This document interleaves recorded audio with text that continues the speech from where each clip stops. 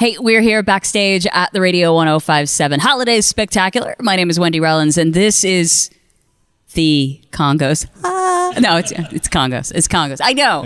I saw we tweeted about this earlier. I get it. I totally get it.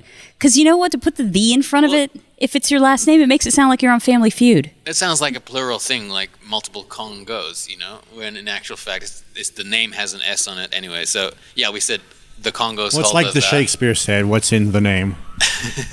Right? Yeah. Right? I get it. Actually, there's a reggae band from the 70s called the Congos with a C. Oh, wait a minute. I think I saw that written. I've never listened to them or anything, but I think I did see that like the first time maybe I heard about you guys, and I was like, wait a minute, is it a K or a C? Because I was trying to look you guys up, and then I figured it out. We had to, when we got signed, we couldn't get signed without paying them money to use our own last name. Oh, damn. Which is funny because terrible. Our dad had that name I was going to say in the 40s. It's like, come on. Here's the ID. It's really us. Trademark laws, you know? Well, so I want to catch up with you guys. Now, one of the first things I asked the Struts about this earlier too. I feel like at the end of the year, everybody's got to do their top 50 lists, best album of the year, best concert of the year, blah. So I'm just curious because you guys clearly have seen a lot of shows yourself. You've been on the road with a lot of people, festivals and whatnot. Like, what was like a personal favorite show for you? Each of you, I'm sure. Played?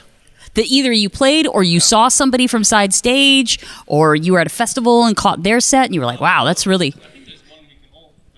It was actually the Wailers. Oh, yeah. That was one of the... We played at a festival in Sioux City, and it was like the first show of our tour. Everybody was sort of trying to ramp up, you know, to get back in tour mindset. Yeah. And no one was in a really good mood. And then the Wailers played before us, and we watched them side stage. And we've seen them before, but it's kind of a magical experience, you know. Yeah.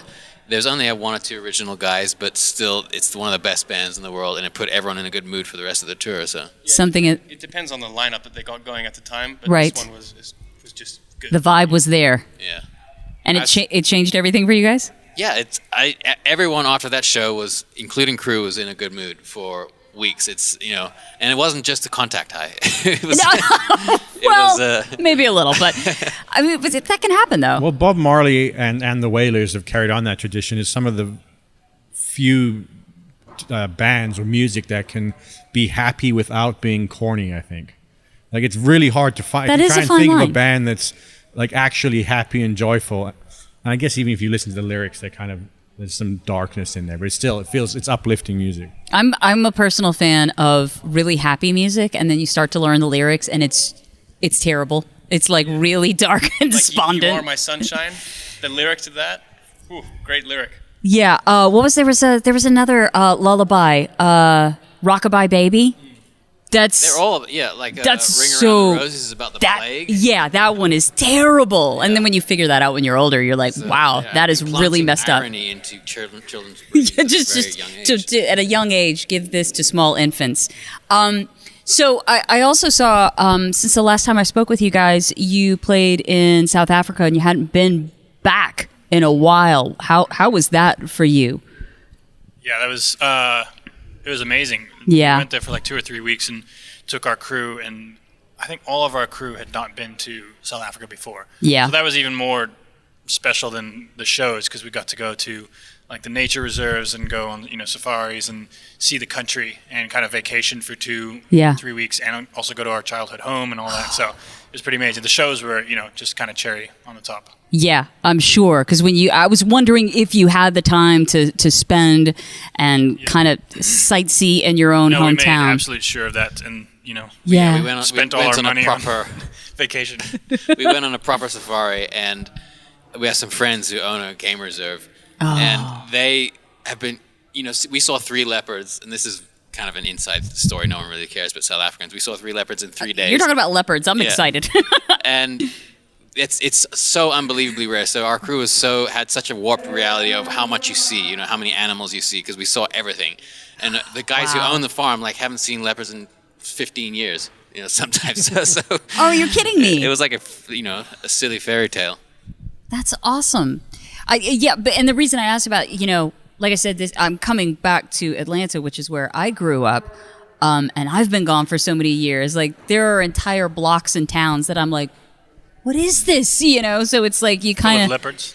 Well, I didn't see any leopards. Now, if I had, I probably wouldn't have want to move to that location specifically. But yeah, it is kind of weird to go to your hometown but not know your hometown. It's a strange experience. Gary Congos. Can somebody please talk to me about Gary Congos? I've been advised from several fans they want to know what's going on. We get the weirdest conspiracies about Gary. He's a half brother. He's older than all of us, and he wasn't musically inclined. And so then we eventually put it lightly. Yeah. Damn! Right now, Gary's like He was musically declined. We let him run our some aspects of the socials now and stuff like that. And then sometimes he takes it a little too far.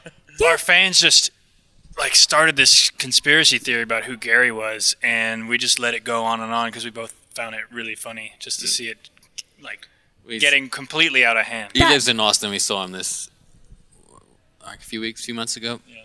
See, because I started going down the internet wormhole of the Gary Congos conspiracies, and I was like, Did you read the WikiLeaks article on it yet? I did not find that. I did not go that far. But I tell you, yeah. Gary, he's the best brother. We got a lot of brothers. He's the best brother.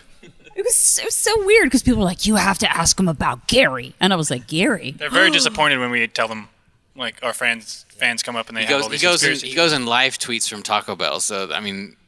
I think I did see something about that. And I was like, okay. There was somebody in Austin who met him and thought it still was insisting that, it was weird. Gary Congos, the mystery has been solved. And I will guess it wasn't that much of a mystery. Yeah. But that's probably, now they're going to be like, oh, that's the cover-up. Yeah. So just roll with that. Cross-reference. Paul is actually dead. In this era of fake news, On a separate plane, Gary Congos is actually running everything. There. Now you all know. All right. Well, we're really looking forward to it tonight. It's always great to see you guys out there. Again, appreciate Kongos stopping by backstage at the Radio 105.7 Holiday Spectacular. Thanks. See you for having us.